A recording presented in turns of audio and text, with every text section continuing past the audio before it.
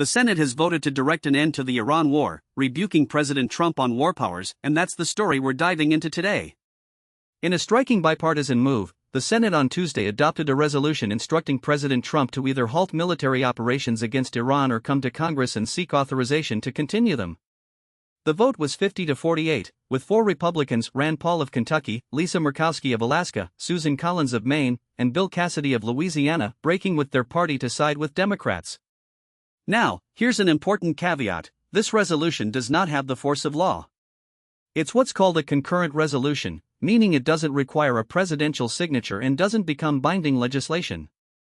Senator Jim Risch of Idaho, the Republican chairman of the Foreign Relations Committee, was blunt about it. He said whatever happens with this, it's going to have no effect, and that Trump simply wasn't going to pay any attention to it. But the symbolic weight of this vote is hard to overstate.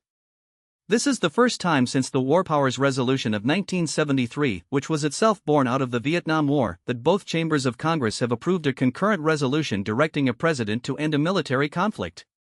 The House passed its version earlier this month, even after Republican leaders tried to block it and couldn't keep their caucus unified. The conflict itself began with joint U.S.-Israeli strikes on February 28, and it's now approaching its 5-month mark. There are still 50,000 U.S. troops assigned to the Middle East Army paratroopers, sailors, airmen on 2 aircraft carriers, and more than 5,000 Marines.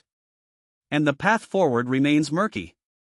Trump signed a memorandum of understanding with Iran last week at the Palace of Versailles, and Vice President J.D. Vance has been leading a delegation in Switzerland for ongoing talks.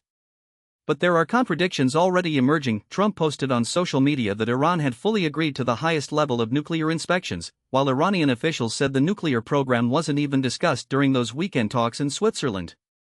That uncertainty is feeding anxiety on Capitol Hill, especially among Republicans who are looking ahead to midterm elections, with polls showing the conflict deeply unpopular.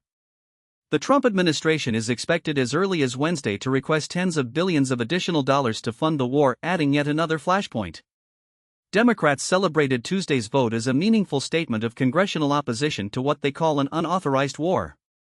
Senator Tim Kaine of Virginia, who helped lead the effort, put it plainly: the most solemn power Congress holds is the power to declare war, not the president.